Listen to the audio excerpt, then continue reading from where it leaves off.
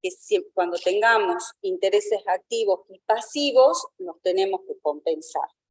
Pero siempre tengamos presente que esos intereses activos y pasivos tienen que responder al principio de causalidad, en el sentido de que tienen que ser intereses positivos a mi favor o intereses negativos cuando los pago, como en este caso el hipotecario, por ganancias o beneficios que yo esté tratando de obtener.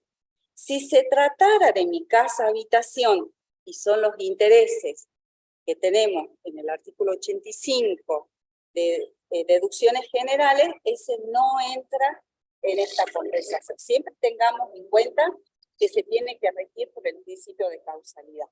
Ingresos y gastos, pero que hacen a esta actividad de primera categoría, ¿sí?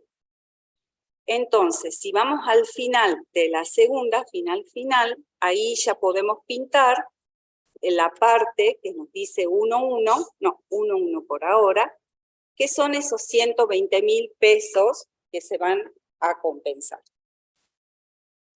Luego tenemos que nos dice un contrato de locación celebrado en febrero del 21 con vigencia hasta el 24, destinado a casa habitación del inquilino, habiéndose pactado un alquiler mensual de 50.000 por mes adelantado con vencimiento de 10 de cada mes, abonados en términos.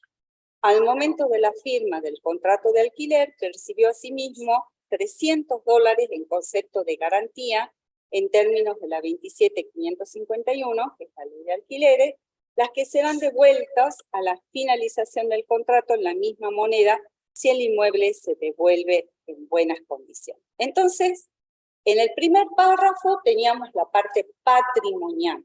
Nunca tenemos que perder de vista cómo es patrimonialmente. Y ahora tenemos aquí el ingreso en este párrafo. Y vamos a ir al cálculo de ese ingreso, que son los 50.000 por 10 meses, los 500.000, que lo vamos a tener como ingreso. Pero a su vez, tenemos esos $300 que el propietario, que es Roberto Sancho, se lo va a estar debiendo a su inquilino si es que le devuelve el inmueble en condiciones en el 2024. Por lo tanto, vamos a restar los 26.866 del valor del dólar al momento que lo recibió. Y rige la 24.25. Siempre recordemos en esta parte, ¿sí? ¿Por qué hace eso el legislador? Porque lo que pretende es poder tener como una especie de trazabilidad de cada transacción. Él cada vez que encuentre, por ejemplo, un inspector, los 2.450.000 declarados, va a saber que si ya es un contribuyente al cual lo está analizando, que se trata de ese inmueble. La idea es poder seguir qué pasó con ese inmueble. Por eso siempre nos piden que lo vayamos declarando al mismo valor.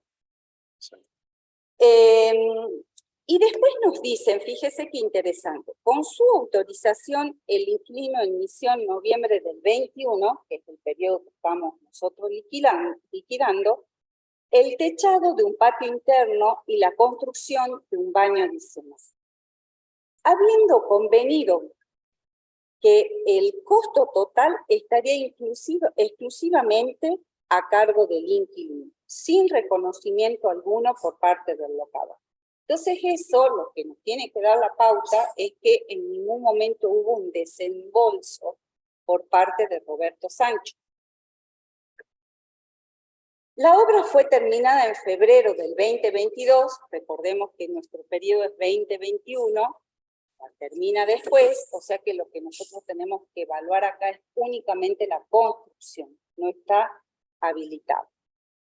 Hasta el 31 del 12 del 2021, el inquilino informó que había invertido 200.000 pesos.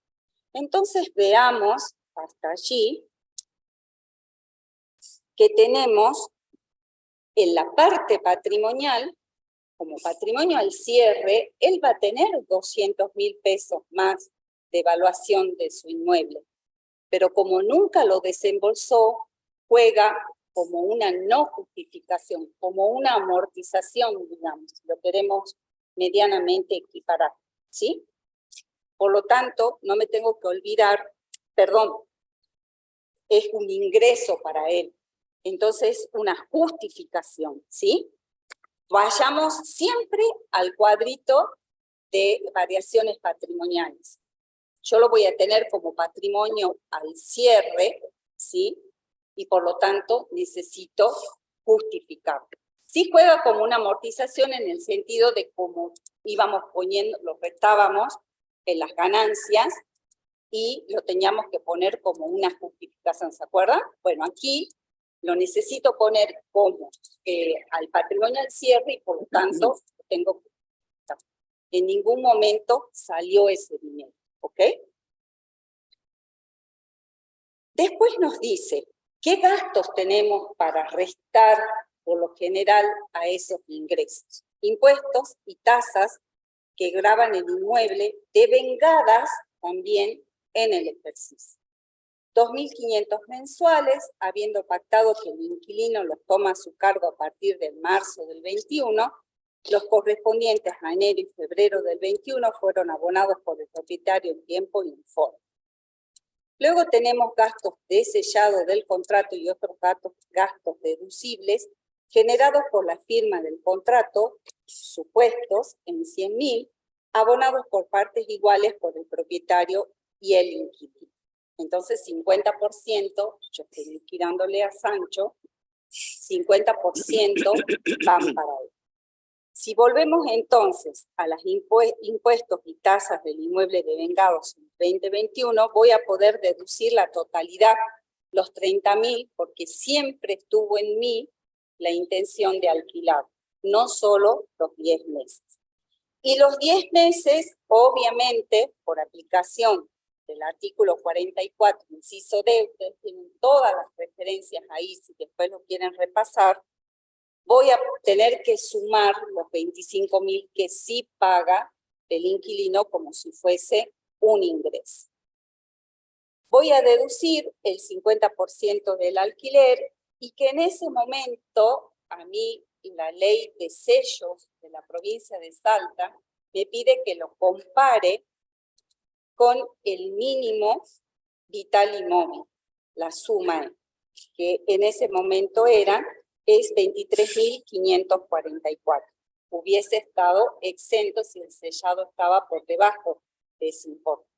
Como es superior de 100.000, la idea fue reflejarlo y tener en cuenta la ley provincial.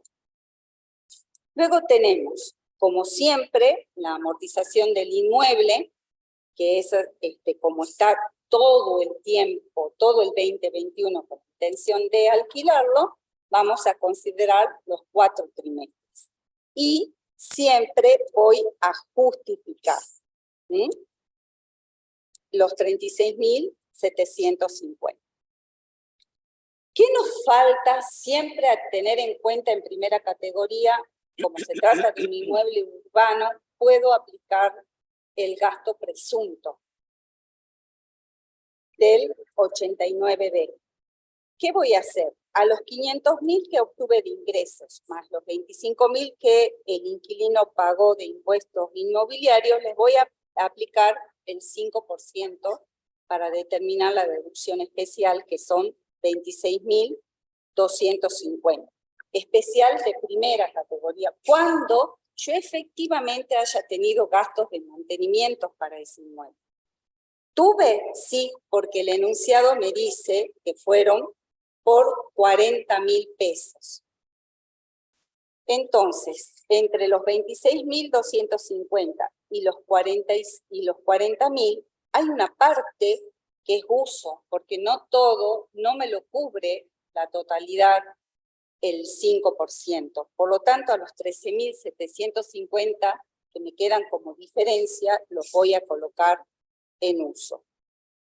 Y ahí ustedes tienen todo ese cálculo.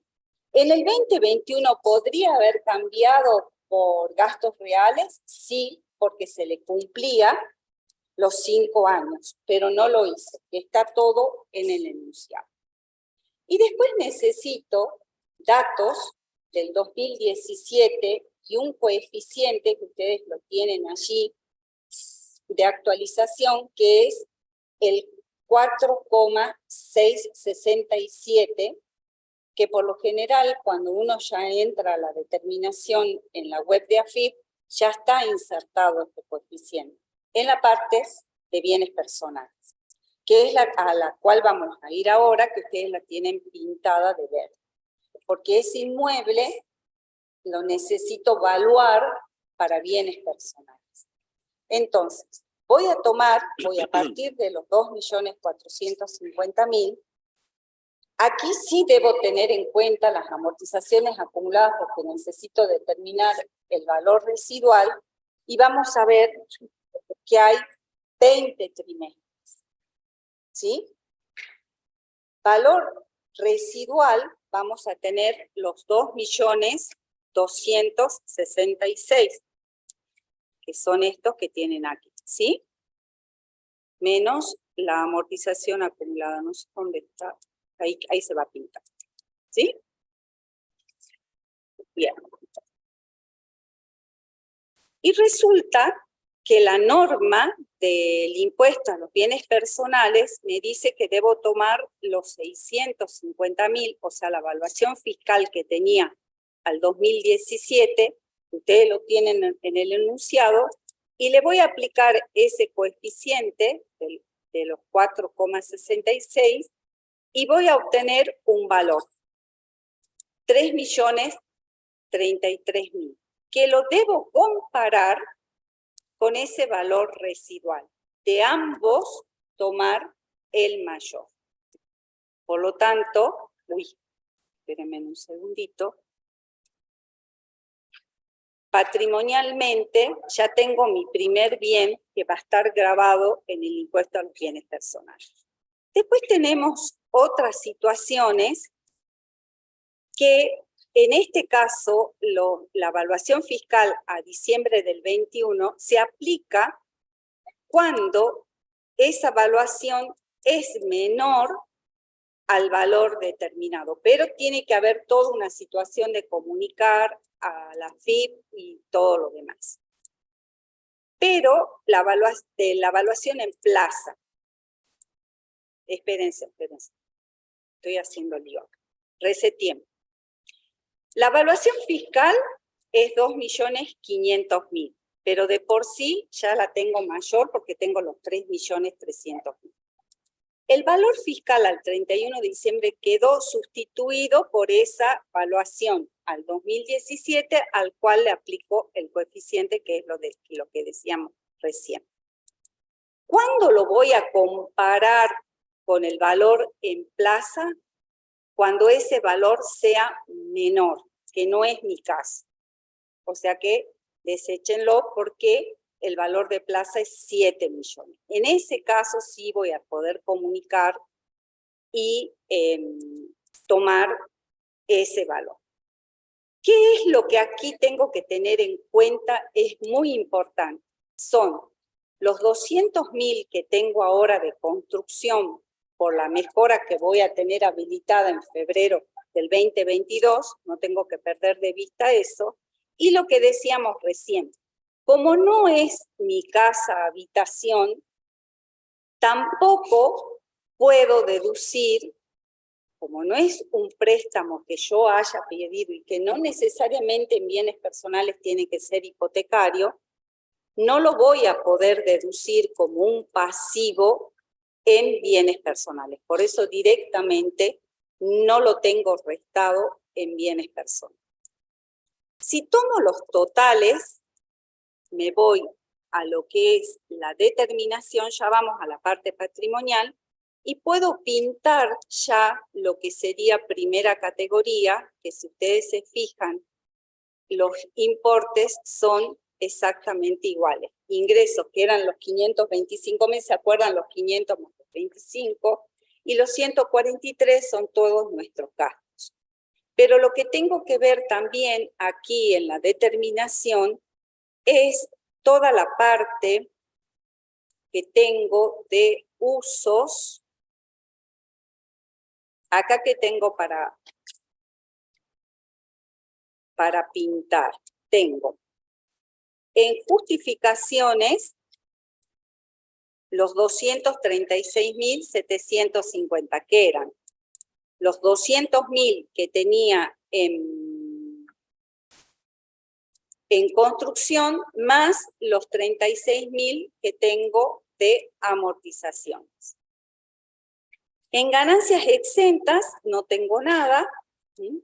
Si quieren lo pintamos también para que lo tengamos en cuenta, y en uso sí teníamos que era aquellos gastos de mantenimiento que no llegué a cubrir con el 1%. Entonces lo van tildando para ya tenerlo en cuenta. Y retenciones no tengo, y ahora hay una parte muy importante que siempre tenemos que hacer cada vez que vamos a trabajar con nuestros clientes, es poder determinar esa situación que teníamos al inicio y al final del 2020. Al inicio teníamos 1.750.000 de la parte patrimonial y al 2021 2.423.000. ¿Y qué va a pasar ahí al lado, en la parte de patrimoniales? Ya tenemos lo que sería la determinación de la primera parte del impuesto a los bienes personales, que no hacemos más que trasladar los 3.033.000 más los 200.000 que teníamos de construcción. Y con eso tendríamos ya concluida lo que sería la primera categoría. Vamos entonces a lo que sería la segunda. Bueno, vamos a segunda categoría. ¿Se escucha bien, no? ¿Estamos bien? Bueno, sí.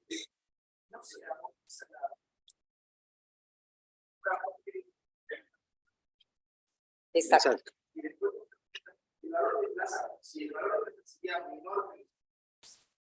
Sí, y ahí tengo que informar a FIP por qué. ¿Ok? Sí. Bien, perfecto. Sí, sí. Bueno, vamos a ingreso y gasto de segunda categoría. El planteo me dice que el 10 de abril suscribió en carácter de fiduciante beneficiario, un contrato con un fideicomiso de construcción al costo, habiendo hecho un aporte inicial de 300.000, el inmueble aún no había iniciado su construcción al momento de la suscripción. ¿Está bien? Hizo aportes de 100.000 mensuales durante los meses de mayo, junio y julio, y el 2 de agosto ¿sí? Procedió a ceder su posición en el fideicomiso en dólares 10.000, habiendo recibido billete en efectivo y que conserva el 31 de diciembre del 2021, me dice el planteo, ver, punto 48.4, ¿está bien?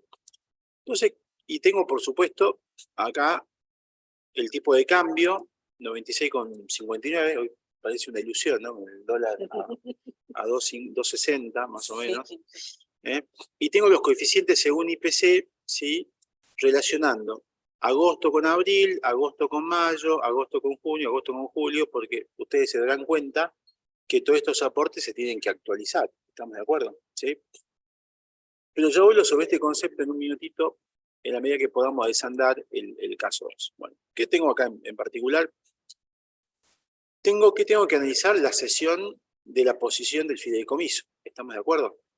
¿Esto está grabada? ¿La venta del fideicomiso está grabado por impuesto a las ganancias? La respuesta es sí, claramente. ¿Sí? ¿Por qué? Porque forma parte del elenco de hechos imponibles que incorpora la 27.430 cuando modifica la ley de impuesto a las ganancias. Recuerden que tenemos el artículo 2º, apartado 1, teoría de la fuente, ¿sí? Apartado 2, teoría del balance, apartado 3, 4 y 5, ¿no es cierto? Que son los que se incorporan y graba la venta de inmuebles. Y el fideicomiso no es un inmueble, pero la ley lo equipara dentro de los hechos imponibles que aparecen grabados. ¿Está bien? Entonces, ¿cómo hago para determinar la ganancia? Porque lo que graba el impuesto es la ganancia neta. ¿Estamos de acuerdo? Entonces tengo precio de la cesión. ¿Cuánto es el precio de la cesión? Son $10.000. Al tipo de cambio, 96,59, 59 me queda que el precio de venta es 965.900, pero claro, tiene un costo de suscripción, ¿sí? Porque estoy buscando la ganancia neta. ¿Y qué tengo? Valor de costo, suscripción inicial, más los aportes, que son los 600.000. Pero claramente esto es motivo de una actualización, porque la norma dice que debo actualizar el valor de cada aporte a la fecha de enajenación. ¿Estamos de acuerdo? Cuando yo vendo un inmueble, no estoy hablando del artículo 93, ¿no? Estoy hablando del 99, porque esto es una renta ¿de qué tipo? Cedular, ¿se acuerdan? La venta de inmueble grava en impuesto a las ganancias como una renta cedular, y es una ganancia de, caprichosamente, ustedes me dirán, ¿qué tiene que ver un inmueble con la venta de títulos, valores, acciones? Porque son las rentas propias de segunda categoría, pero por un designio caprichoso del legislador incorporó la venta de inmueble como renta de segunda categoría. Y cuando decidió grabar segunda categoría, lo decidió grabar no de manera global en la ganancia de conjunto, sino de manera cedular a través del artículo 99. ¿Qué hace el artículo 99? Determina una ganancia neta e impone una alícuota plana del 15% para liquidar el impuesto a las ganancias por esa venta, aunque sea única, de ese inmueble. ¿Estamos de acuerdo? Porque ustedes dirán, ¿el contribuyente se dedica a comprar y vender fideicomisos? No. ¿Se dedica a comprar, hace habitual? No. Entonces, ¿qué es? Una operación única. Y siendo una operación única, igual aparece grabada por la ley de impuesto a las ganancias, por la modificación que hace en el hecho imponible, la 27430, grabando de manera aislada la venta de inmuebles. ¿Estamos de acuerdo? Esto ya lo conocen, pero se lo repito. Pero ¿en qué innova el artículo 99? Innova incorporando la actualización. ¿Sí? Innova diciendo, no, esto yo no puedo comparar el precio de venta de agosto 21 contra precios históricos, porque estoy distorsionando la ganancia neta. En consecuencia, me habilita su actualización. Y vuelvo al planteo, y el planteo me dice, mire, estos son los aportes. Este es el precio actualizado, que surge de multiplicar 300 por el coeficiente 1.1251, y la diferencia es la actualización. ¿La actualización la puedo deducir? Sí, porque están expresamente nominadas en el artículo 99. ¿Está bien? Entonces, además del costo, que son los 600, sumatoria de aportes históricos, le voy a restar la actualización, 54.419, con lo cual obtengo una ganancia neta grabada de manera cedular por 311.481, que voy a trasladar, marco en amarillo, oro, digamos. Y vuelvo a tirar acá, en donde tengo que establecer cómo grabo de manera cedular. Y acá lo tienen arriba, liquidación separada, ¿sí? Impuesto cedular. Y la imposición cedular, a simple modo de repaso, dice en su versión más estricta que graba la ganancia neta de una alícuota única. No le interesa la condición personal del sujeto, si es casado, divorciado, con hijo, no. Toma la renta y la multiplica por un coeficiente. ¿Estamos de acuerdo? No es progresiva, es proporcional. 15%, por más que gane un peso, o gane 1 millón, o gane 10 millones, voy a grabar siempre esa renta neta al 15%. ¿Vamos hasta acá? ¿Sí? Pero claro, hay una distinción. ¿Por qué? Porque había rentas cedulares que admitían una deducción especial y había rentas cedulares que no admitían deducción especial.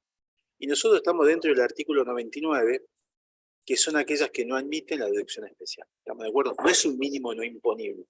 Es un monto equivalente a un mínimo no imponible, pero el legislador entendió que siendo una renta cedular y que no admitía ningún tipo de deducción, salvo el costo del bien, podía establecer una deducción especial a los fines de aminorar el tratamiento fiscal de las rentas financieras en la ley de impuesto a las ganancias, pero lo estableció para ciertas rentas, para las rentas del 98, ABC, perdón, A y B, pero no para las rentas del 99 o 98C o las rentas del 97, donde están los dividendos, y en consecuencia, este no tiene ese beneficio. Por eso lo colocamos acá. ¿Está bien? ¿Vamos hasta acá? ¿Sí? ¿Se entiende, no? Si hay preguntas, me avisan. Perdón, la actualización, me dice Pato, muy bien. Esto es 54. Igual que una amortización. Quedan justificadas acá, como si fuese una amortización, me dice Patrick. Perfecto. En este punto no hay dudas, ¿sí? Entonces voy marcando y haciendo Y la declaración. patrimonialmente, como hizo el rescate, digamos, Exactamente. ¿no? Exactamente. Vamos a situación patrimonial. No hay nada. No hay nada porque compré y vendí durante el ejercicio. Exacto. Al inicio del cierre no hay nada. ¿Cierto? Como que no hubiera pasado nada. ¿Está bien? Vamos hasta acá. Ahora Bien. sí, ahora pasamos. Vamos al 2.2a. ¿Y qué me dice el planteo? Mire, dice, hizo colocaciones financieras. ¿Dónde? En el país, plazo fijo en pesos sin cláusula de ajuste, intereses al 20 de diciembre, 250.000 durante el año, percibidos. Recordemos que estamos en renta de segunda categoría y el criterio de imputación por excelencia es el percibido, ¿no es cierto? Entonces, la palabra percepción cobra relevancia en este tipo de categorías. Capital renovado al 31 de diciembre del 21, justo a cierre del año, pero los intereses devengados al 31 de diciembre son 8.000 pesos. ¿Está bien? Acá claramente, si vamos a la solución, yo tengo que pensar que a mí me interesa solamente lo percibido, tengo los 250, ¿sí? Y tengo que, estas rentas percibidas que son 130, me dice ver compensación. Por lo que explicó Pato, no vuelvo al tema, pero en realidad esto no le voy a dar ningún tratamiento, solamente el excedente. Voy abajo. ¿Abajo qué teníamos? Teníamos intereses por plazo fijo percibidos 250, lo compenso con los intereses hipotecarios del punto anterior y me queda un remanente de 130. Ese remanente de 130, que es un interés por plazo fijo exento, ¿está bien? Lo voy a llevar a la planilla de solución, que es el 130 que tengo acá, ¿sí? Perdón, 130. ¿Y qué tratamiento le doy? Exento, claramente, ¿sí? No hay dudas. Y voy a la situación patrimonial, ¿y qué tengo? Yo tenía un interés plazo fijo al inicio de 3.400.000 y al cierre de 3.700.000. Situación al cierre del patrimonio de la sociedad. ¿Está bien? Vamos a bienes personales. Bueno. Queda, así lo son. Bueno, vamos machando vamos directamente. Bueno, vamos batiendo con todo el punto. Bueno, ¿cómo queda en bienes personales? Fíjense que en bienes personales es un activo. Yo tengo que grabar no la renta, sino el bien. ¿Estamos de acuerdo? Y en bienes personales hay un artículo que me habla de exenciones. ¿Y qué me exime? Las colocaciones en plazo fijo realizadas en entidades financieras del país. Entonces este plazo fijo, ¿sí?, que tiene intereses, lo voy a evaluar como un bien, pero en la columna de exento. Pero claramente la norma del 22 me dice, debo tomar capital más el interés devengado. ¿Estamos de acuerdo? En bienes personales, el capital más el interés devengado. Bueno, acá va a tener un efecto neutro, porque justo está exento, pero en verdad debo evaluar ese bien, ese activo, sumando capital más interés devengado, lo cual hay una diferencia importante con la renta de ganancia. ¿Está bien? Muy bien. Ahora sí, vamos a los intereses plazo fijo en dólares, ¿sí? El planteo me dice, mire, además, ¿qué hizo nuestro cliente? Hizo un plazo fijo, pero en moneda extranjera. ¿Está bien? Digo, puede ser dólar, euro, yen, es moneda extranjera. ¿Estamos de acuerdo? A diciembre de 2020 tenía un plazo fijo cuyo capital era $50.605. Valuados correctamente según impuesto a las ganancias a 41,60 y los 605 a 57,53. ¿Está bien? Cada vez que fue incorporando dólares a su patrimonio, lo fue evaluando de manera distinta. ¿Está bien? Intereses percibidos durante el 21, $200, tipo de cambio comprador, 90,86, $100, tipo de cambio, 98,05 por unidad. Ambos fueron capitalizados en las renovaciones de plazo fijo. Al 31 de diciembre, conservar el plazo fijo por 50.905, compuesto por el capital de inicio más los intereses percibidos durante el ejercicio. Intereses devengados, me dice 150 y me pone el tipo de cambio comprador y vendedor a diciembre 21. Estos son los datos del planteo. Solución. ¿Qué tengo que considerar? Bueno, en primer lugar, yo debo grabar la renta del plazo fijo. ¿Está bien? Y tomo 200 por 90,86 y 100 por 90,08. que es la situación que tengo que analizar, y luego tengo que a diciembre tengo una posición de un plazo fijo por un valor de 50.905, compuesto de esa manera. Entonces, ¿qué tengo? En primer lugar, la renta del plazo fijo está exento o está grabada. O sea, la pregunta del millón. Y la respuesta es, está grabada, ¿no es cierto? Porque lo que exime la norma es el interés del plazo fijo, con o sin cláusula de ajuste, en moneda nacional, dice el 26H. ¿Estamos de acuerdo? En moneda nacional. O sea, el legislador ha querido eximir la colocación en pesos, ¿sí? Ha querido premiar al inversor que invierte en pesos y obtiene una renta, sea con actualización o sin actualización, pero en moneda nacional, 26H. Entonces la moneda extranjera ha quedado grabada, ¿sí? Pero ha quedado grabada no como renta cedular, sino como renta progresiva. Fíjense que estamos en el cuadro de que esto va a grabar al artículo 94, renta progresiva. ¿Estamos de acuerdo? ¿Sí? 18.172 que marco y 9.805. Vamos a la situación patrimonial, ¿sí? Y tengo al cierre los dólares por el tipo de cambio, 2.142.000, porque por más que estén en moneda extranjera, lo debo convertir en pesos a los fines de la evaluación en el impuesto a las ganancias, ¿está bien? ¿Qué me pasa en bienes personales?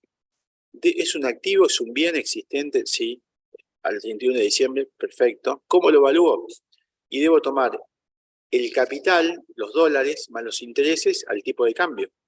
¿Cuánto es el tipo de cambio al cierre? ¿Por qué al cierre? Porque es la fecha en la cual yo estoy evaluando ese bien. ¿Está bien? ¿Cuándo cierra mi ejercicio para bienes personales? 31 de diciembre del 21. Esa foto me dice que el valor del dólar es 102,52. Entonces mi activo, mi bien, vale 5.234. ¿Y cuál es el tratamiento? Exento.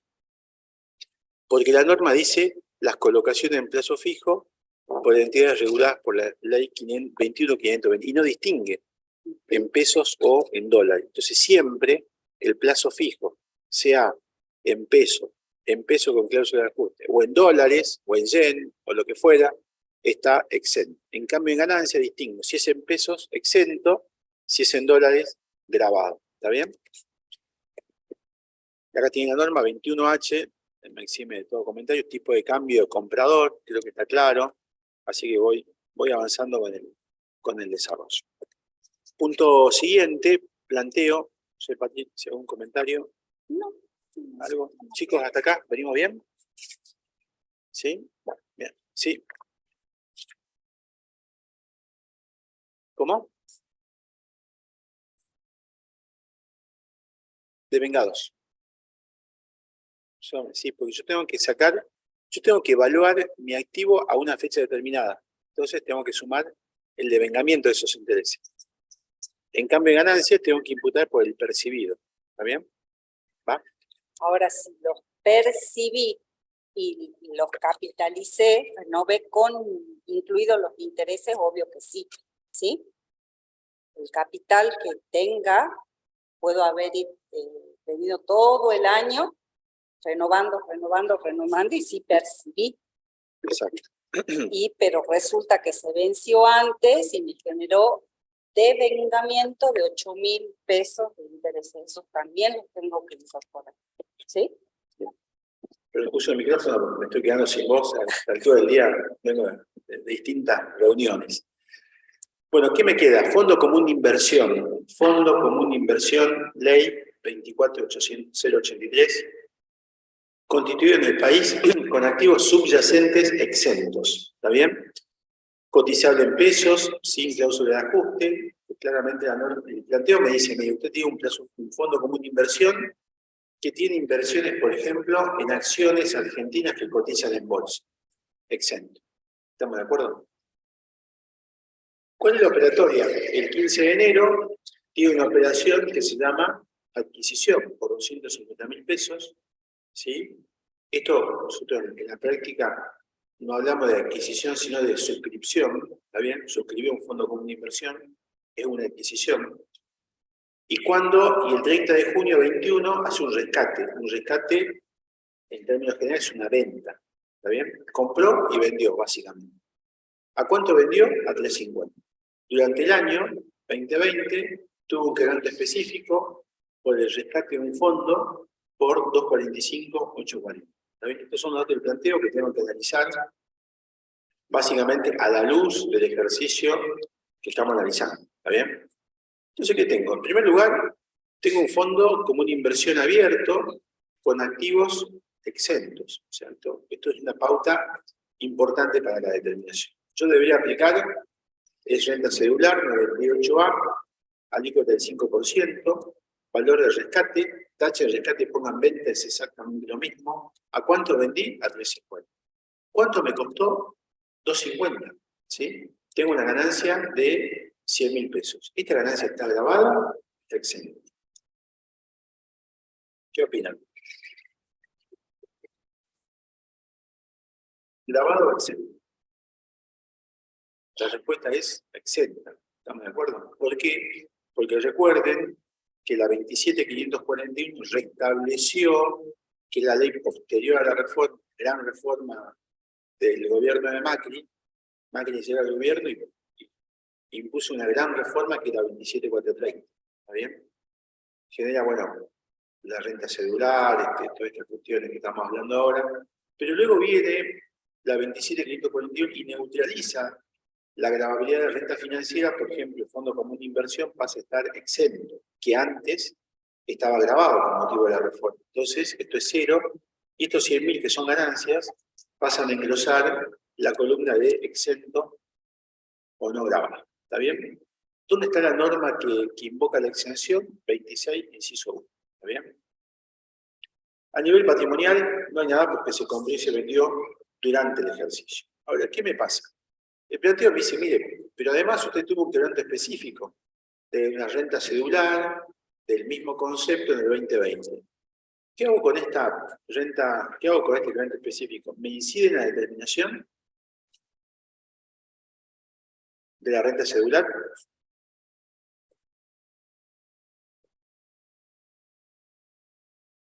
¿Cómo? No, perfecto, es correcto. No, porque no tengo ganancia grabada. ¿Estamos de acuerdo?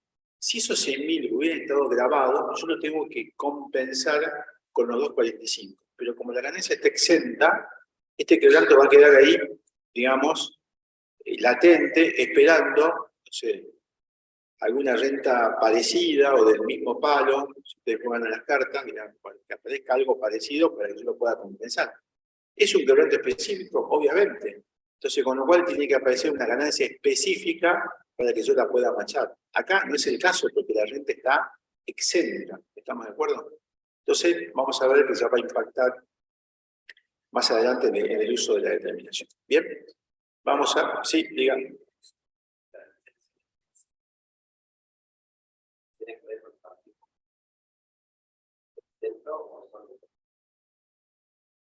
Es una muy buena pregunta.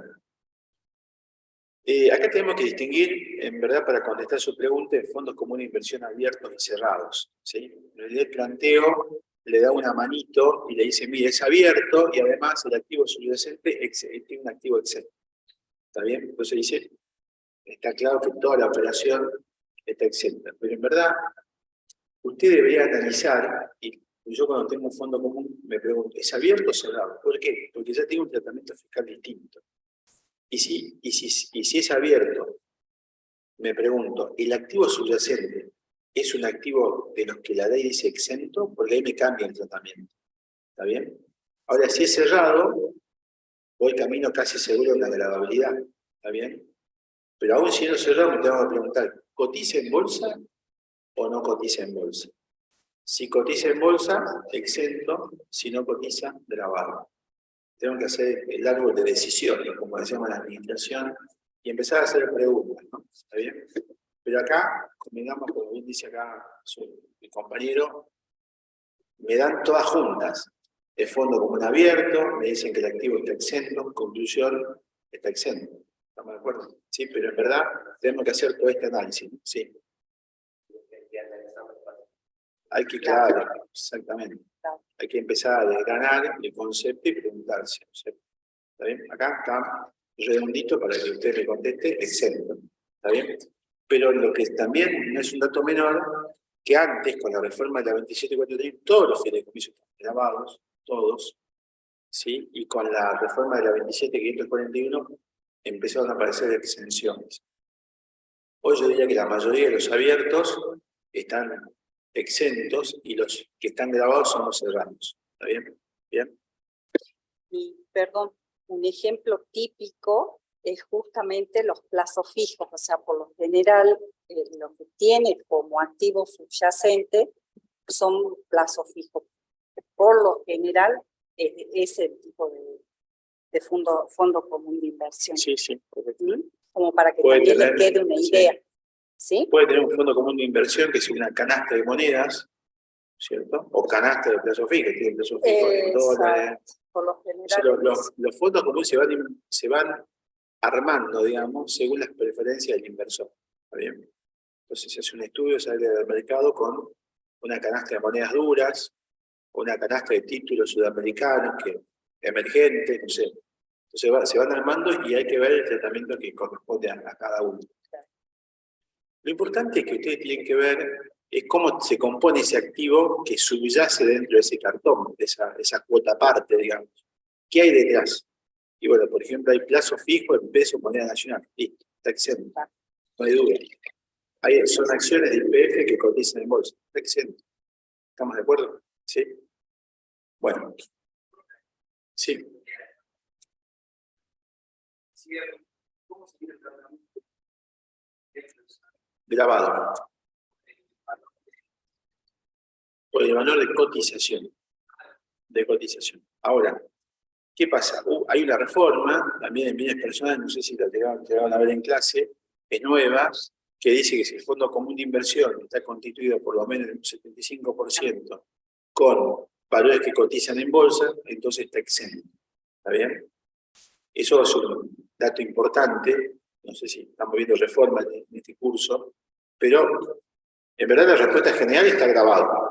¿Y cómo se graba? Al valor de cotización del fondo al 31 de diciembre del 21. Pero la reforma lo que hace es morigerar la gravabilidad de estos activos en bienes personales y establece que si el activo subyacente está constituido al menos en un 75% por bienes exentos en impuesto a las ganancias, ese fondo común de inversión también está exento en bienes personales. ¿Está bien? ¿Se entiende, no? Bien. Bueno, vamos al tratamiento de las letes. El planteo me dice, compró letes, ¿sí? Fecha de suscripción. Fíjense que Profe, disculpe, ¿Y cómo no? en el caso que recién dijo en impuesto de los bienes personales, ¿el fideicomiso también se tiene que tratar de abierto? El fideicomiso, normalmente el fideicomiso puede ser cerrado, digamos, puede ser abierto, pero ahí su pregunta viene por bienes personales. De la ¿Hola? reforma que dijo, Sí. de la exención, ¿también tendría que ser abierto? No, no. El Fondo Común de Inversión siempre está grabado en bienes personales. Siempre. Siempre porque normalmente en el fideicomiso, salvo los financieros, pero los fideicomisos, si son de construcción al costo, si son de algún tipo de administración de valores, siempre están grabados en bienes personales. ¿Está bien?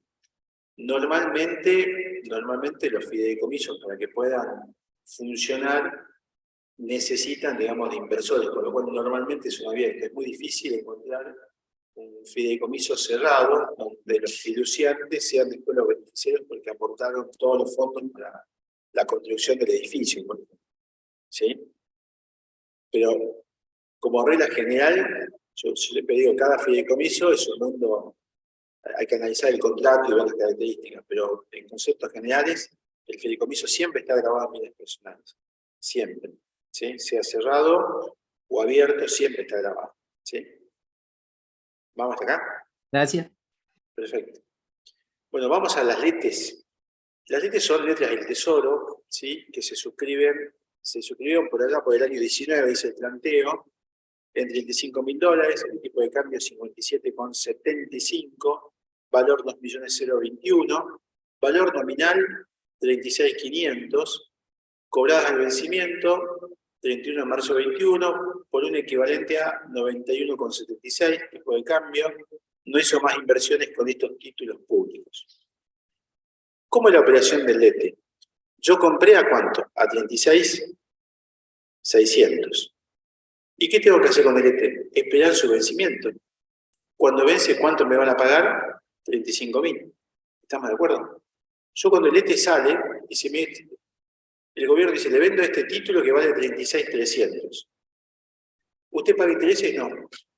No pago intereses. Pero yo le aseguro que al vencimiento usted cobra 35.000.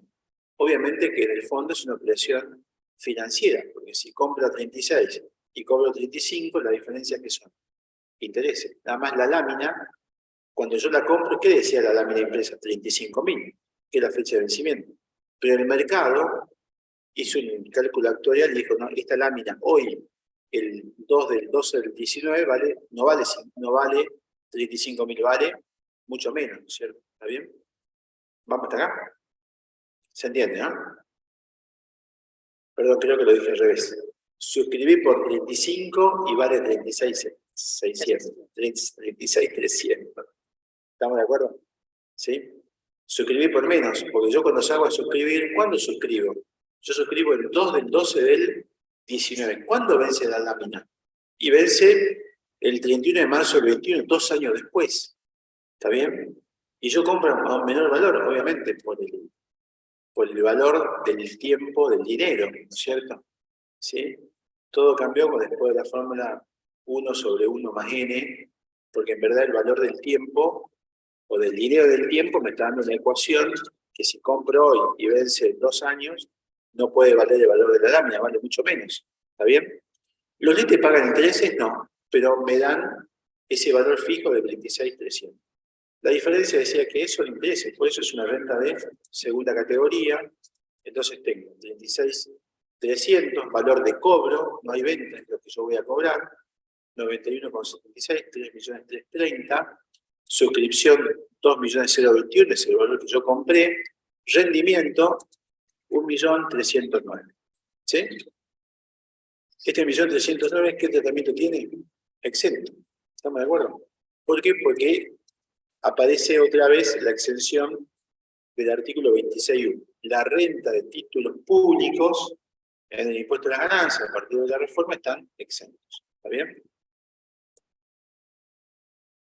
Como compré y vendí durante el año, soy un trader de las operaciones, no tengo existencia del cierre, con lo cual no tengo nada que evaluar en bienes personales. Bueno, viene en el planteo, me queda resultado de acciones, plazo fijo del exterior, y ya llevo a cuarta. Bueno, venimos bien entonces. ¿Vamos hasta acá? ¿Sí? ¿Son 21.06? ¿Teníamos? Sí. Bueno, entonces desacelero. Desacelero porque veníamos un poco angustiados con el tiempo.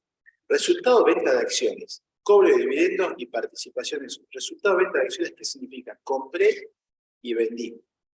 ¿Estamos de acuerdo? Compré y salí al mercado a vender. ¿Qué compré? Acciones de autobús no cotizan en el mercado regulado por la CNV. ¿Qué es la CNV? Es la Comisión Nacional de Valores, que ustedes saben que hay acciones o sociedades que llevan sus acciones a cotizar en la CNV, y la CNV le da instrumentos para que puedan colocar sus acciones en el mercado y financiar sus operaciones. ¿Estamos de acuerdo? ¿Sí?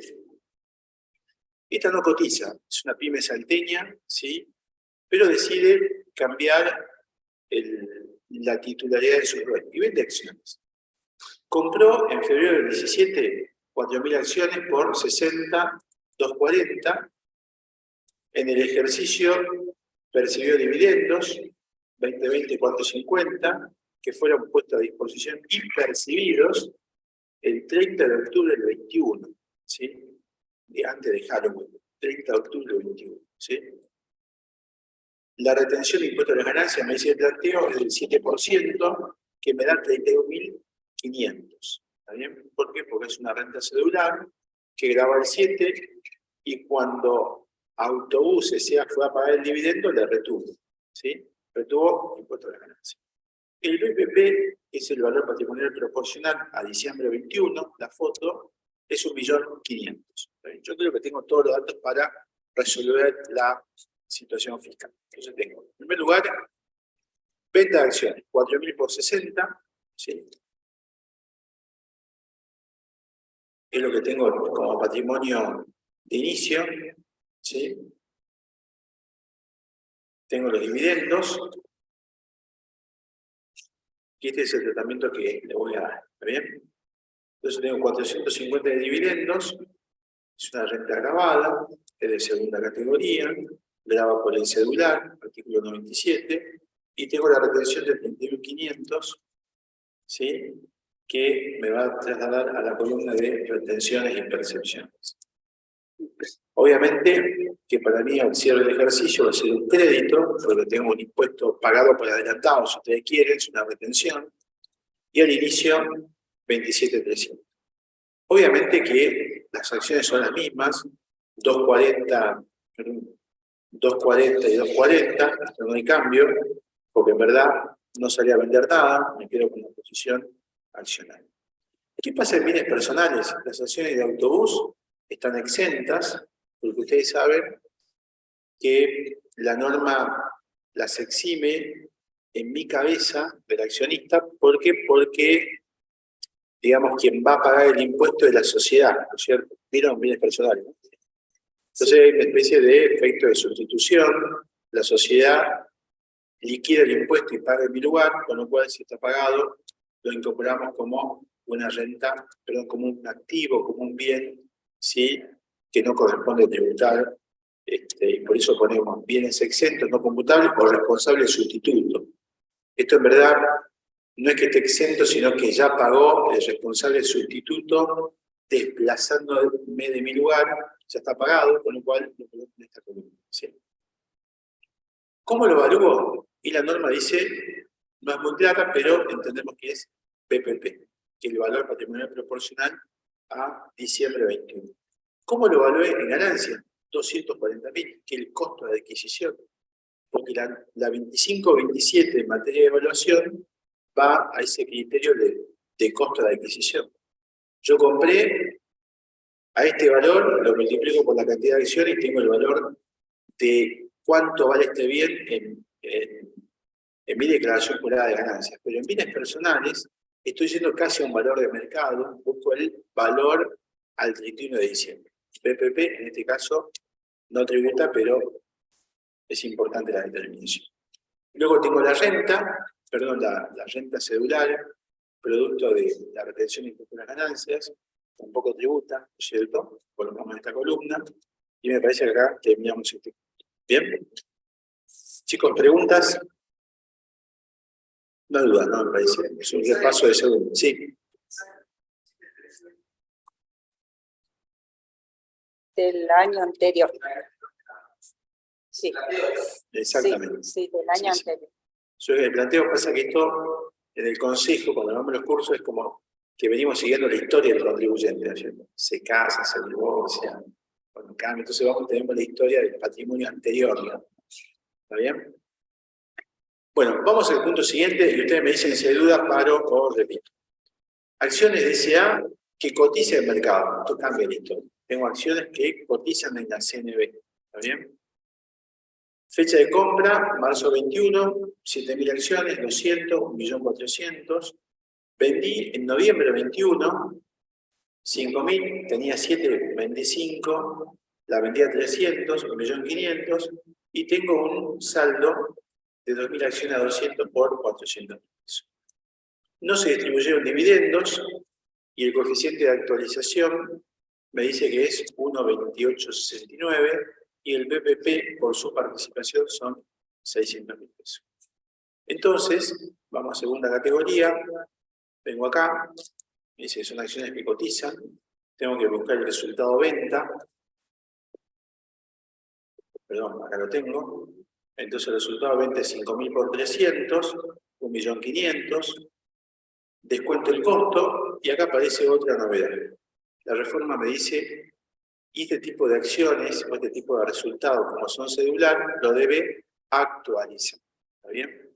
¿Cómo actualizo? Con este coeficiente IPC, que ya lo surge del planteo, con lo cual me da 286,906. Entonces resulta que mi resultado por enajenación neto del costo y neto de actualización, son 213,094. Esta es una renta grabada o exenta. Exenta. Claramente exenta, ¿por qué? Porque está en el 26W, que dice que el resultado de venta de acciones que cotizan en bolsa se encuentran exentas. ¿Estamos de acuerdo? ¿Sí? Entonces pregunta. Yo compro y vendo acciones del Banco Galicia. ¿Grabado o exento? Entonces la pregunta es, ¿el Banco Galicia cotiza en bolsa? Sí. Entonces está exento. ¿Estamos de acuerdo? Compra acciones de YPF. YPF cotiza en bolsa, entonces la venta, la ganancia, está exenta. ¿Sí? Entonces YPF, cuyo resultado de venta de acciones está exenta, mañana me distribuye dividendos. ¿Grabado o exento? ¿Qué dicen? Vendo acciones de YPF, exento, porque cotiza en bolsa. ¿Me paga dividendos? ¿Grabado o exento? La respuesta es grabado, porque los dividendos, ¿dónde están? En otro artículo, en el 97. Y la norma siempre quiso grabar el dividendo. ¿Estamos de acuerdo? ¿Vamos hasta acá? ¿Sí? Bueno, la actualización 286 juega como una justificación, 231 lo voy a tildar, ¿sí? Y no tengo nada al inicio, y tampoco porque compré y vendí durante el ejercicio. ¿Está bien? Vamos. Pero me quedé con 2.000 acciones. ¿No? Perdón, me quedé con 2.000 acciones, Sí. acá me aclara Patrick muy bien. Entonces acá,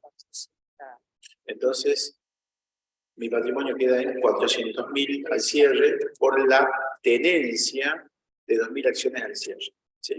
¿Bien? Sí. Y en bienes personales, perdón, sí me incide, pero también no graba, pero me queda valuado en 600.000, que es el PPP a la foto, 31 de diciembre de 21. ¿Bien? Bien, perfecto. Bueno, me queda participación en One Way Tickets, S.A., ¿sí?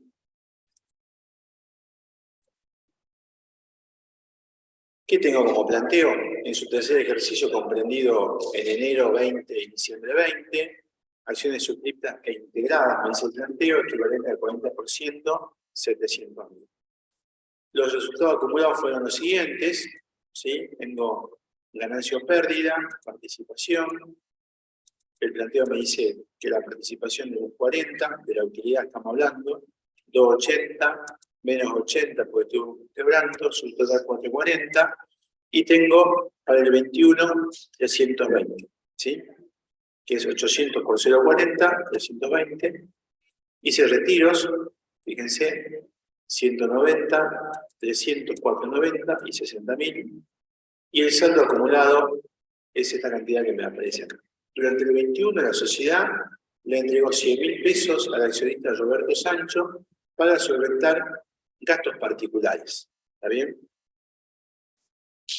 No habiendo practicado retención de impuestos a las ganancias correspondiente al 31 de diciembre, Sancho había reintegrado solamente 40.000 pesos. ¿Está bien? Y el planteo me dice que el 21 de abril del 21, cuando se convoca asamblea, que aprueba los estados contables, decidiendo no aprobar ni honorarios de directores ni distribución de utilidades, ¿sí? Y el BPP al 31 de diciembre del 21 son 4 millones de pesos correspondientes a la participación al cierre. Bueno, el planteo tiene, en verdad, muchos datos. Vamos a tratar de ir analizando uno por uno para poder comprender un poco de la problemática de One Way Ticket S.A. ¿Está bien? En primer lugar, yo lo que tengo que analizar es el límite de los dividendos fictos con las utilidades de ejercicios anteriores. ¿Está bien? Entonces yo digo, miren, la utilidad acumulada al 40% del 18 al 20 es 440. Los retiros que hizo el socio en el mismo periodo son menos 490. O sea que, en realidad, retiró 50.000 pesos. ¿Estamos de acuerdo? ¿Sí? Que corresponden al ejercicio inmediato anterior. ¿Qué pasó en este ejercicio? Ganó 800.000, el 40 es 320, porque es el porcentaje de su participación. Hizo retiros por 100.000, pero devolvió 40, y me quedan retiros netos 60. ¿Está bien? La pregunta es, ¿esos retiros qué son? Si la asamblea que se celebró en abril 21 dijo que no va a distribuir ni honorarios ni dividendos, ¿qué son? Son dividendos fictos. ¿Estamos de acuerdo? Y si son dividendos fictos, están grabados la alícuota del 7%. La importancia de esto de los dividendos fictos tiene que ver con la reforma, porque antes de la reforma, 27.430, los dividendos eran no computables, los dividendos no estaban grabados.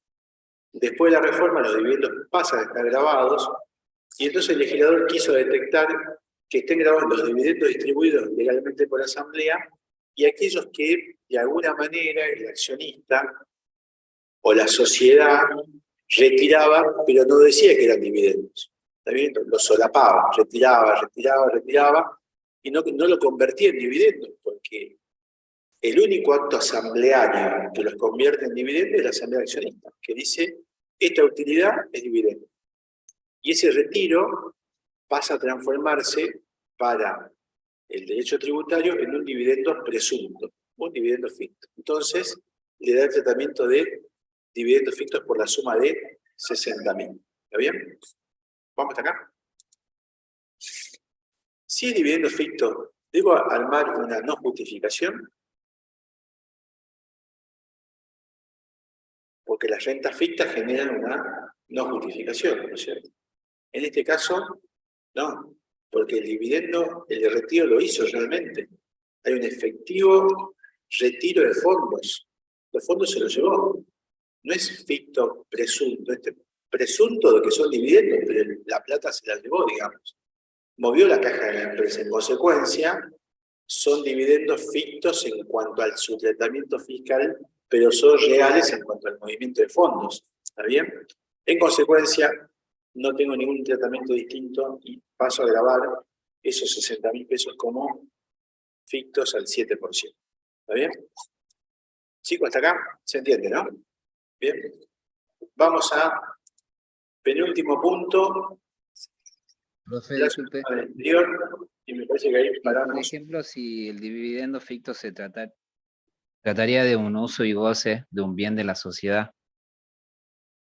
Bueno, ahí sí, comparto, porque el dividendo ficto tiene distintas modalidades, ¿no? El que estamos tratando acá es el retiro de fondos, bajo cualquier concepto, dice la norma, pero cuando yo empiezo a usar bienes que son de la sociedad, entre comillas, ¿no es cierto? Entonces, ahí la norma me obliga a calcular un valor locativo, un valor de alquiler presunto, y ahí sí se genera la no justificación. Comparto y me parece acertada la pregunta, ¿no es cierto? ¿Estamos de acuerdo? No sé, Bien, ejemplo, gracias. la empresa fabrica zapatillas, ¿no es cierto? Es una empresa de familia, tiene rodado, máquinas que fabrican las zapatillas, que cosas, pero en su activo tiene una casa de campo en el dique Carbonal. ¿Qué tiene que ver este activo con la actividad productiva de la empresa? Y en realidad es un bien que solamente usan los accionistas el fin de semana. Ahí hay una especie de renta presunta, digamos, ¿no es cierto? Hay dividendo, hay un uso de un bien que en verdad genera la posibilidad de un dividendo ficto. ¿Estamos de acuerdo? ¿Sí? Entonces, hay una renta presunta, no hay una salida de fondos y en consecuencia genera la aplicación de la figura. ¿Está bien? Quiero ejemplificar lo que me preguntaba recién acá en clase. ¿No? Sí, le agradezco la pregunta, me permite aclarar este punto también. Bien, ¿vamos hasta acá? ¿Sí? ¿Se entiende? Bueno. Plazo fijo en el exterior, yo me imagino que estamos cansados toda a esta hora de la noche hablando de impuestos, pero bueno, nos queda un puntito más. Ah, no, 2 puntitos más.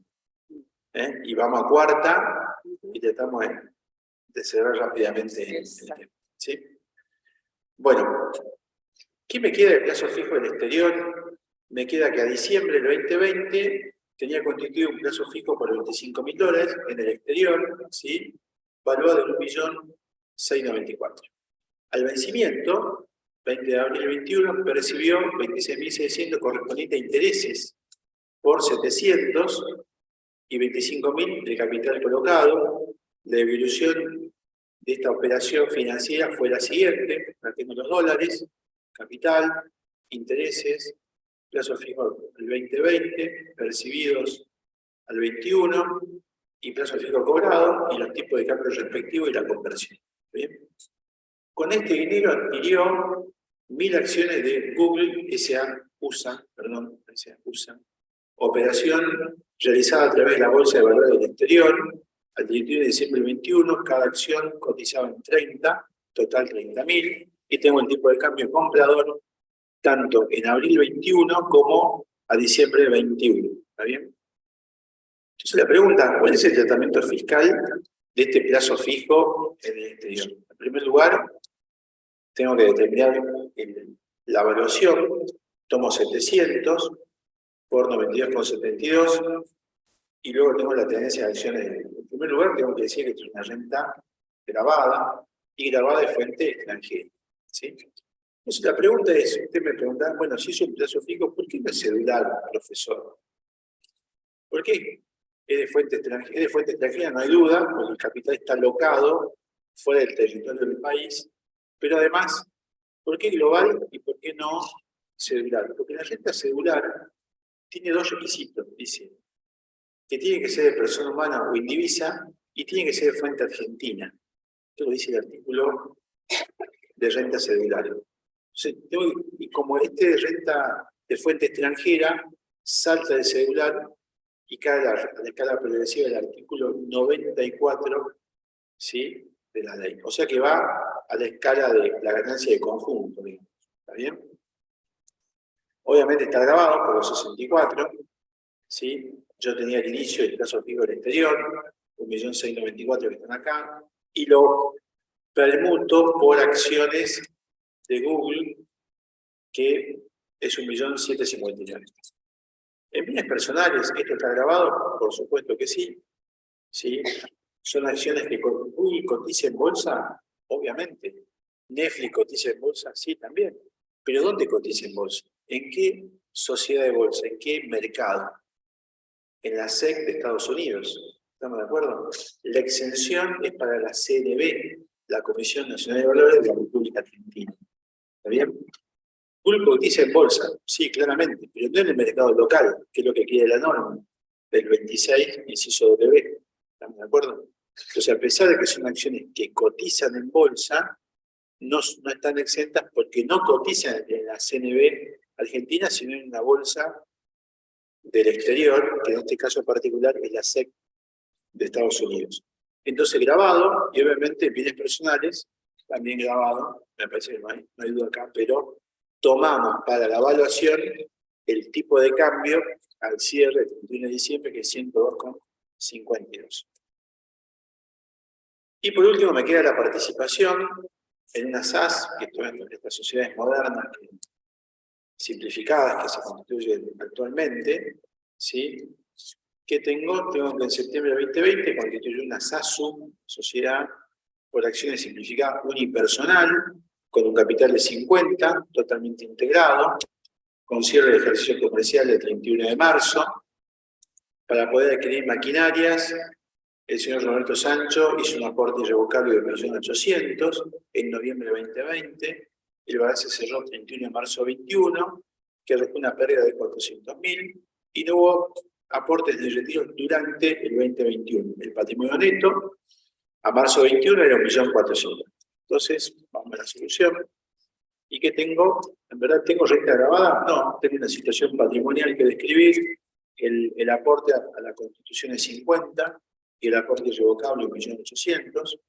No hay renta grabada. Sí tengo un patrimonio al inicio de cierre, 50, 50 y 1.800.000. Y en bienes personales voy a decir que no tributa porque la SASU, al igual que un SA o un SRL, tributa por sustitución y me queda 1.450.000. ¿Está bien? Con lo cual, hemos repasado rápidamente renta de segunda categoría, ¿sí?, en los distintos conceptos. ¿Me queda claro? Sí, ¿Sí? y el celular, ver cómo se determina. Bueno, entonces yo diría, y patrimonio. vamos al patrimonio. Esto es traslado, lo voy a apuntar acá. Esta es segunda categoría. Son traslados de cifras. Traslado de cifras también para bienes personales. Recuerden, lo pintado en verde de bienes personales, que son responsables sustitutos básicamente, y los bienes grabados en el exterior. Acá están las acciones de Google que nos vamos a ver. ¿Sí? En segunda categoría, en el cuadro tengo, le voy a marcar acá, que también traslado cifras. Me parece que está acá. No hay dudas. Simplemente estoy pasando cifras. Sí, me queda la renta celular por 510, que también viene del cuadro de la segunda categoría. ¿Sí? Voy a la determinación de renta celular. ¿Sí? Y acá divido aquellas rentas que tienen deducción especial y aquellas que no tienen deducción especial. Básicamente, estas han quedado sin aplicación, ¿sí? Y están derogadas por la norma, con lo cual me concentro en la que tiene renta celular de dividendos, 97, y resultado de venta de inmuebles y acciones, que sí tenemos dos casos, ¿sí? Entonces, voy a tomar estos datos para la liquidación. ¿Sí? Dividendos se encuentra incorporada en la declaración jurada general, lo acabamos de ver, y el resultado de este inmueble, que son 311.481, tributa al 15, con lo cual tengo un impuesto a pagar de 46.722. ¿Sí? ¿Qué es lo que debo ingresar? ¿Por qué lo mostramos por separado? Porque en verdad genera una declaración jurada independiente a la declaración jurada de conjunto. ¿Estamos de acuerdo? Lo mostramos por separado porque en verdad, primero, que tiene un tratamiento específico y porque el propio aplicativo de AFIP, el servicio web, lo trata de independiente y me genera una declaración jurada totalmente distinta cuando es renta celular. Curiosamente, los dividendos, siendo renta celular, lo incorpora a la declaración jurada de conjunto. ¿Está bien? Es una característica para que lo tengamos en cuenta. ¿Bien? Bueno, creo que estamos, ¿no? Y volvamos a la determinación y veamos lo que se justifica de Bueno. lo que... Acá Patri me dice, vamos a justificación. Acá. Ahí. Bien. Rentas celulares, pintando también. Bueno, tenemos acá sesión de fideicomiso, lo vimos, ¿cierto? La 311. Segunda categoría, 341, que es la actualización de los costos que vimos, que es una justificación, dijimos. Segunda ganancia de sexente y no computable, recuerdan que lo vimos recién también. Uso, no tengo, igual lo pinta. Y me parece... Retenciones únicamente los 31.500 de la celular. Retenciones sufridas. Acá. Y creo que tenemos planteado que es segunda categoría. Sí. ¿Está bien? Bueno, Sí, chicos, sí. si no hay dudas, le cedo la palabra a Pati, pero que repetimos con cuarto. ¿Sí? Bien. Hacemos un esfuerzo más de 15 a 20 minutitos. Sí. Sí, así. Avanzamos. Sí, vamos bastante bien. A ver si podemos llegar a otros datos. Bueno, en el punto 3 tenemos ingresos y gastos de la cuarta categoría. Voy a seguir por el percibido y tengo dos situaciones. El 3.1, honorarios a directores de SA, y el 3.2, que son las jubilaciones.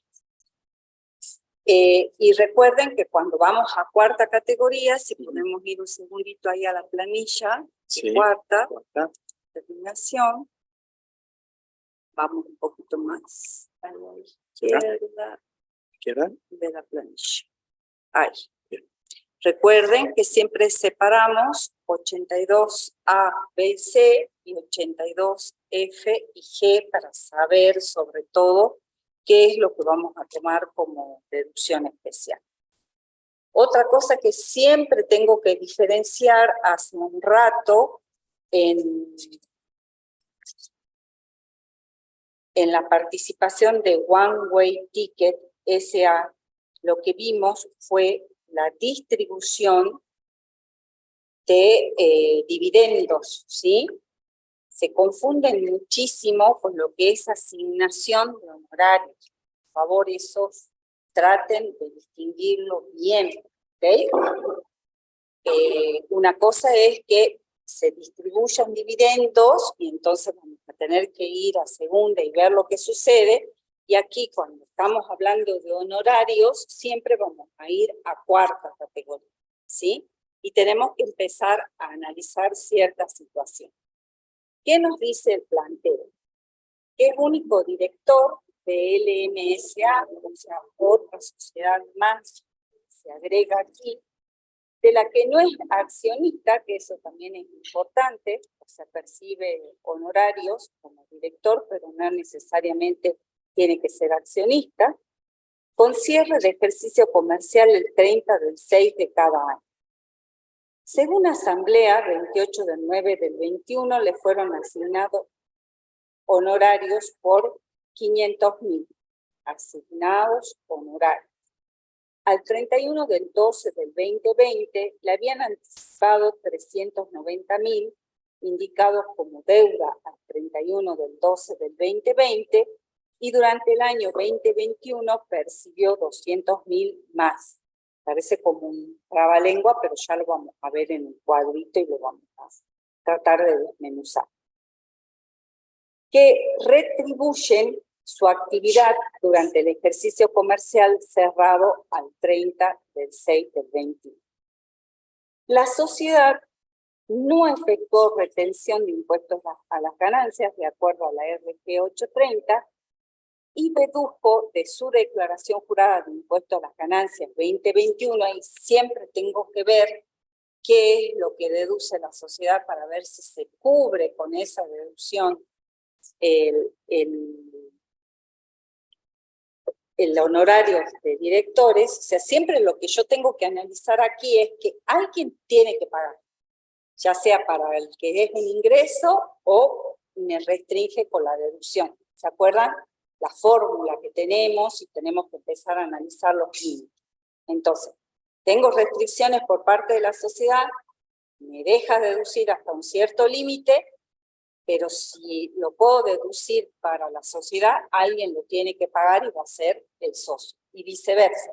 Si la sociedad paga de más, el que no va a pagar va a ser como no computable, va a ser para el, en este caso, director. Que es uno, ya lo vemos detenidamente con números. Entonces me dice, la sociedad no efectuó retención y dedujo para el 2021 honorarios por ese director 300.000. La DJ del 21 de la sociedad arroja un impuesto determinado que siempre lo necesito como dato para justamente analizar si va a estar grabado o no, si va a haber un exceso o no, y en función de eso analizar si lo voy a poner en la columna de grabado o como no grabado. Adicionalmente, al 31/12/21 le fueron anticipados, o sea, de vuelta vuelve a sacar 400.000 en concepto de honorarios de directores correspondientes al ejercicio que se va a cerrar. Ustedes hagan, cuando lo estudien este tema, el eje del tiempo, se va a terminar cerrando al 30 de junio del 22. Entonces, si vamos a la solución, aquí tengan mucho cuidado porque después trabajamos con los datos. Veamos un poquito cómo juegan aquí, en esta parte a la derecha. Ustedes tienen el desarrollo del punto 3.1, donde están todos esos tratamientos de anticipos de honorarios. ¿Qué pasó? Al 31/12/19,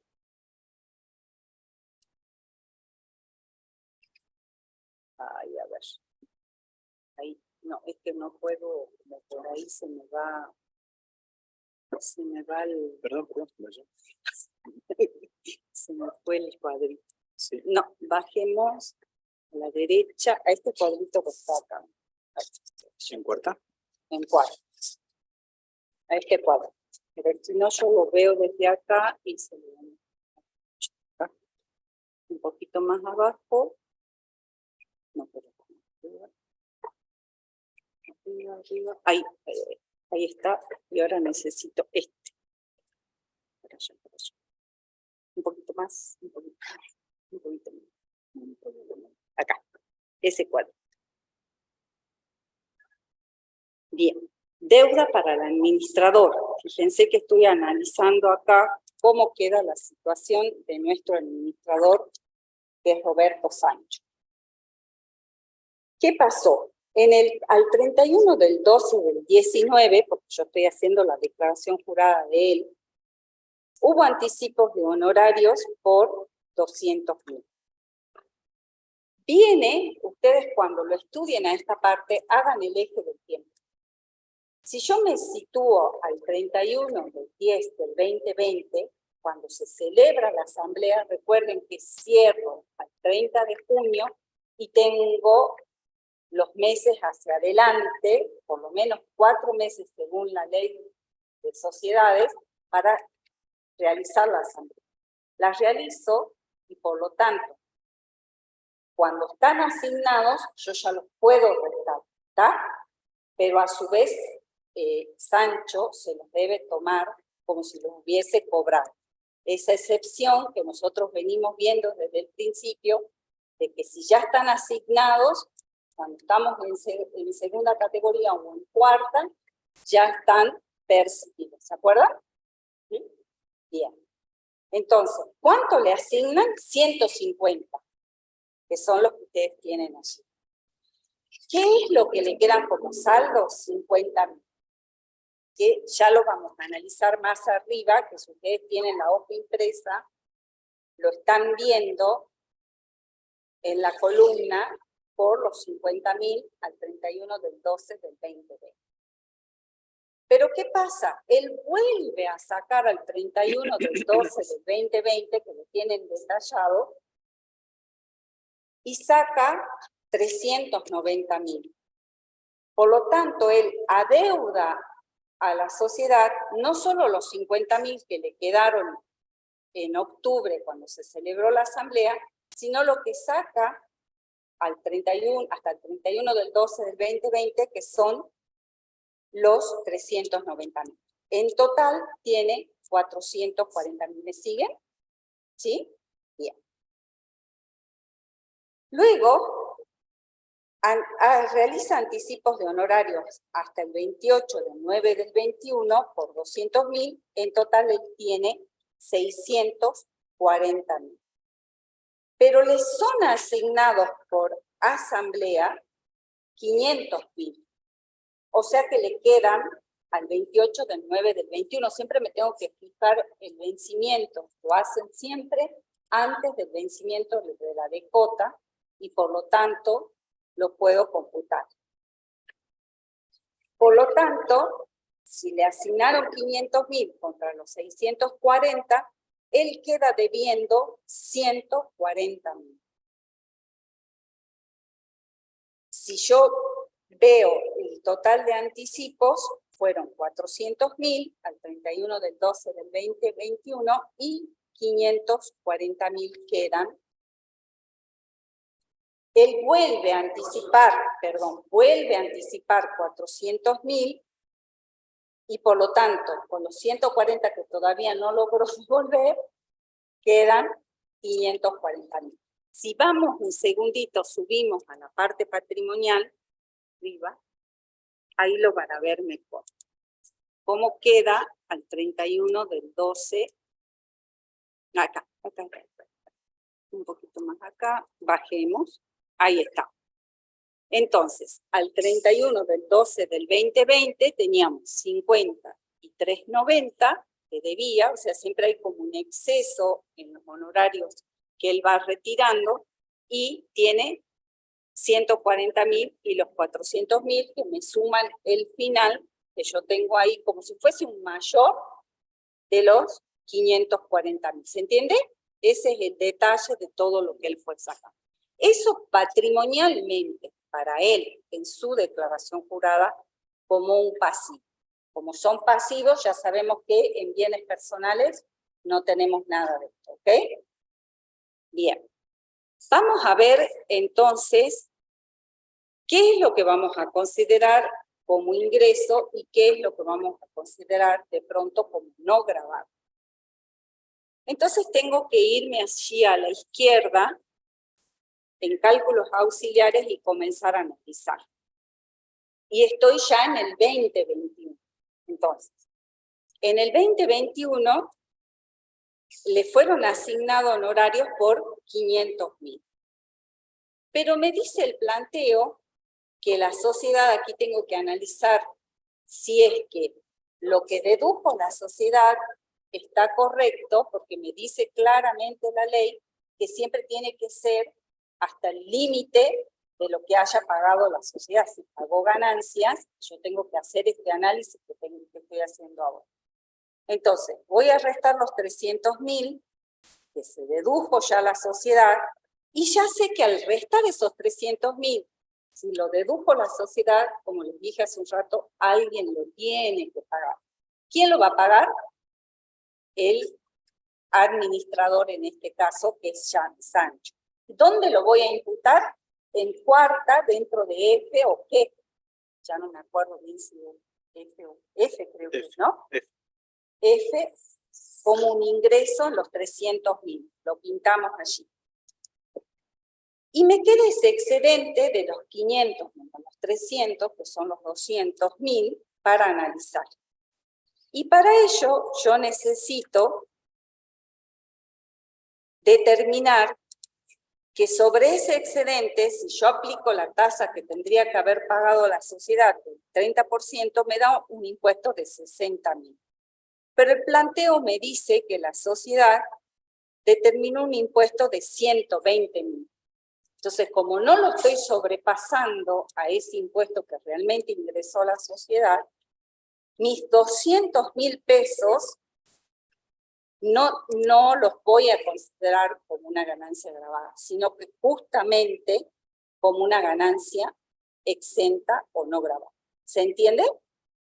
Porque ya lo cubrió la sociedad, ya lo pagó la sociedad, porque solo dedujo 300.000, no dedujo los 500.000. Pero a su vez tiene que ser la condición de que la sociedad tiene que haber pagado un límite mayor al que yo calcularía por la diferencia. Entonces, siempre tengo que tener en cuenta la diferencia, calcular el impuesto y compararlo con el de la sociedad. Y ahí ya me queda armada la parte de ingresos del, no era socio, del administrador. Con respecto a la jubilación, veamos qué pasa con la jubilación. Acá tengo otra situación que se dio muy particularmente en el 2021 y en el 2022, donde muchas haberes quedaron exentos y a su vez tenía que ver ciertos límites si superaba o no. Para el 2021, fíjense que allí abajo, antes de otros datos, antes del punto 4, dice que ningún mes superó los 150.000 pesos de bruto. Entonces, directamente, vayamos a la solución, así avanzamos un poquito sobre otros datos, y tenemos una jubilación bruta de 1.400.000, que en principio va a estar grabada por el 1.400.000. Entonces la voy a ubicar dentro del 82A. Luego tengo siempre las deducciones. Tengo los 42.000 y los 42.000 por jubilación y los 3.600 por obra social. Ambos, recuerden que siempre aplicamos el 85 F donde nos permite tomarlos como deducción general, los 42.000 y los 3.600. Pero los 120.000, a través de distintas resoluciones que se fueron sacando, el SAC, el sueldo anual complementario, quedó libre de retenciones de ganancia. Se lo consideró exento. Por lo tanto, cuando yo lo voy a determinar, también lo debo considerar como exento, ¿sí? Fue que a raíz de los procesos inflacionarios, digamos, se fue como solucionando esta parte. Entonces, aquí tengo una situación muy particular, ya tengo los totales, patrimonialmente no tengo absolutamente nada. Entonces, si ustedes van a la parte patrimonial, voy a tener únicamente patrimonio, ¿sí? La parte patrimonial. Sí. Voy a tener esas deudas, ¿sí? Los 440 al 2020 y los 540. Y en bienes personales no tengo absolutamente nada. Ahí se cerraría, digamos. Ahora, si vamos a la planilla de determinaciones, tenemos cuarta categoría, y vuelvo a diferenciar, ¿no es cierto?, A, B, C y F y G, y tengo 1.400.000 y 300.000. De ahí tengo que analizar cuál deducción me voy a computar. Pero ¿qué es lo que me dicen a través de todas las modificaciones que hubo? Que los 150.000, vamos un segundito a las deducciones especial, para que vean de dónde la obtenemos. Ahí. Si sumamos un segundito 804 más 595 ahí al lado, lo sumemos, ¿cuánto nos da? Nos da el 1.400.000. ¿Por qué? Porque a raíz de todas las modificaciones, o sea, yo sé que de por sí me voy a tomar el mayor de los dos, porque tengo jubilación, que va por el A, y tengo honorarios, que va por el E. Entonces, sí o sí, ya sé que de los dos me voy a tomar el 1.400.000. Pero a su vez, tengo los 150.000 pesos por mes, que se los multiplico por los 12 meses, obviamente que me da mayor que 1.400.000. Pero siempre la ley me dice que me puedo tomar hasta el límite del beneficio que yo obtenga en cuarta. Si mi límite es 1.400.000, únicamente me puedo tomar el 1.400.000. ¿Por qué hacemos esa diferencia?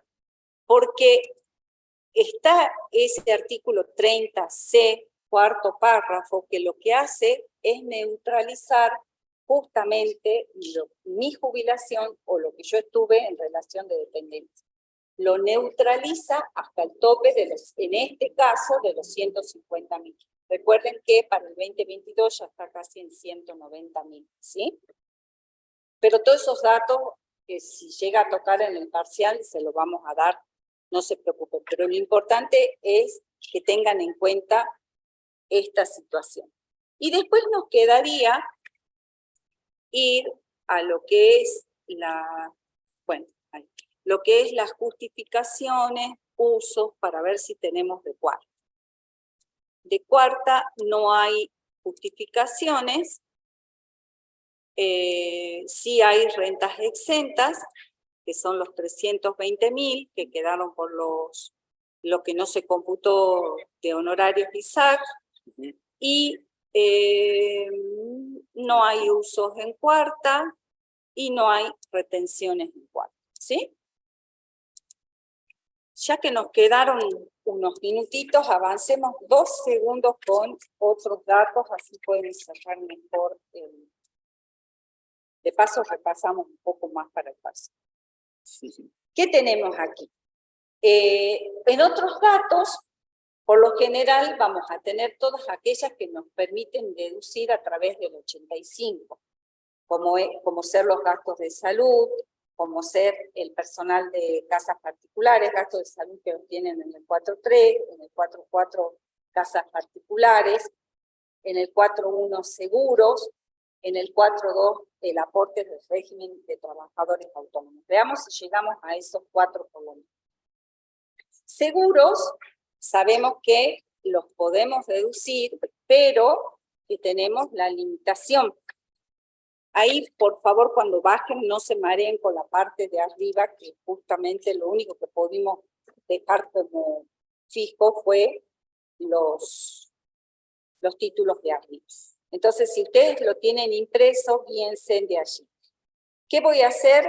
Tengo un tope, que son los 24.000, entonces voy a poder tomar únicamente como deducción general los 24.000, y los 11.000 van a pasar a hacer uso porque corresponden a lo que yo ya pagué por ese seguro mío. Después me dice, fíjense aquí qué importante esta parte. En el 4.2 tengo lo que yo pagué por trabajadores autónomos. Pero pagué el periodo 2020 y el 85 siempre es por lo que pagué. Sí tengo que tener en cuenta las limitaciones, obviamente. Entonces, voy a poder restar únicamente lo que yo pagué, que son los 100.000, como deducción general. Lo que siempre necesito es tenerlas pagadas para la deducción. Pero como la deducción especial estaba regida por la jubilación, igual me descuentan, puedo tomar la deducción especial. Si no hubiese tenido la jubilación, si únicamente él tenía honorarios de cuarta, no podría haber tomado la deducción especial de cuarta porque no tiene pagado antes del vencimiento de la DJ el 2021. Esa es otra situación que siempre tengo que tener. ¿De acuerdo? ¿Sí? Bien. Sí. Claro, en este caso, por el 1.400.000 es la de 3,8, ¿sí? Si estoy en honorarios de autónomos, como autónomos, que es lo que le tienen que pagar a él como honorarios, como administrador de la sociedad, ya no es 3,8, es el 2,5 creo que se reformó ahora, ¿sí? ¿Ok? Bien. Aquí tenemos los gastos de salud, de medicina prepaga y, recuerden, los honorarios médicos. Entonces, 2 cosas tengo que tener aquí en cuenta.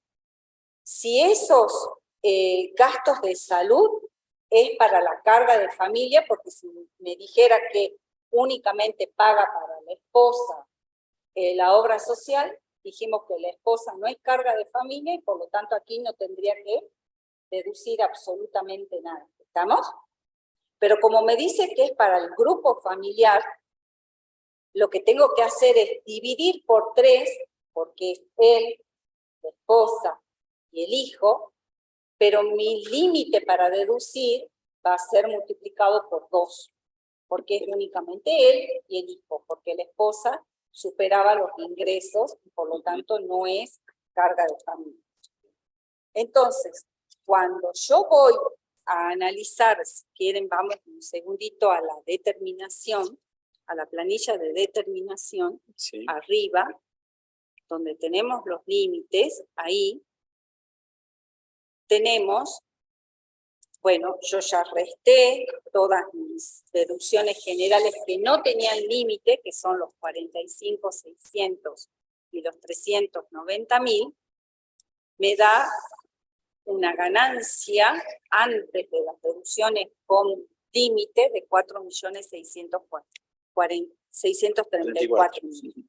A eso le voy a aplicar el 5%, que me da 230.000. Pero yo ya puedo deducir tranquilamente los 120.000, porque está por debajo del límite del 5%, ¿sí?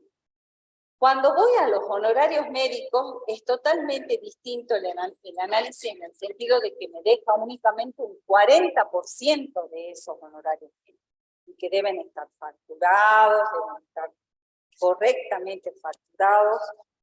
Entonces, siempre sé que el 60% de ese límite, así como los 60.000 fueron a usos que son los 60.000 que le correspondían a la esposa, porque no es carga de familia, aquí también sé que el 60%, 31.800, nunca lo voy a poder deducir, porque me deja el 40%.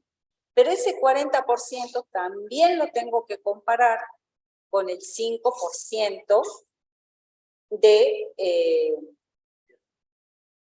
ganancia neta. ¿Cuánto me da? Ah, perdón, y también tenía un reintegro. Si la obra social me reintegra, únicamente voy a poder tomar como tope los 53.000, porque si reintegró, no hubo un gasto. Exactamente. Entonces, sobre los 53.000 voy a aplicar el 60% que sé que de entrada va a usos, o sea, los 35.600. Y el resto, sí, si me voy a la determinación, voy a poder restarlo, voy a volver a comparar con los 231.718 y voy a poder restar los 21.200 restantes. Y luego me dice que hay gastos de farmacia y como la ley en un momento me deja deducir, no me dice absolutamente nada, y son gastos particulares. Recuerden que una de las preguntas del parcial era qué cosas no podía deducir, y lo toma como un gasto particular. Por lo tanto, es un uso, y lo voy a poner a los 15.000 como uso. Y por último, el 4.4, tengo personal de casas particulares, siempre tengo la limitación. ¿Ahí qué voy a poder tomar? Todo lo que le pagué, más todos los aportes que hice por ella, ya sea jubilación, obra social, ART, todo siempre y cuando esté pagado, que es lo que me permite el 85. Pero también tengo una limitación, lo tengo que comparar. ¿Con qué? Con el mínimo no imponible al 2021, porque recuerden que estamos tirando 2021. Cuando repasen este ejercicio, es 2021. Entonces, como yo pagué de más, voy a poder computar en deducciones generales los 167.678. Y el resto, los 182.322, van a ser un uso porque tengo ese tope del mínimo no imponible. ¿Está? ¿Sí? Creo que estamos, ¿no? Yo creo que sí. Sí. Récord, súper récord. Sí, ¿no? A ver si... Bueno, ustedes por favor avisen. De todos modos, nosotros también vamos a decir que llegamos hasta el punto 4.4. Perfecto. Y es interesante lo que sigue, y también es interesante porque les da una idea general de cómo es la determinación. La determinación, y si se van a dedicar a esto el día de mañana, sirve mucho. Son nuestros papeles de trabajo. Totalmente. Bueno, chicos del Zoom, muchas gracias. Quedamos en contacto para la próxima, bueno, para el parcial. No, clase de consulta mañana. Mañana clase de consulta a las 2 de la tarde, ¿sí? 2 de la tarde, virtual. Jueves parcial y próxima clase de martes, ¿no? Sí. Bien, perfecto. Buenísimo, muchas gusto. gracias. Gracias, hasta luego. Adiós. Gracias a ustedes, chicos. Suerte para mañana. Éxitos para el pueblo.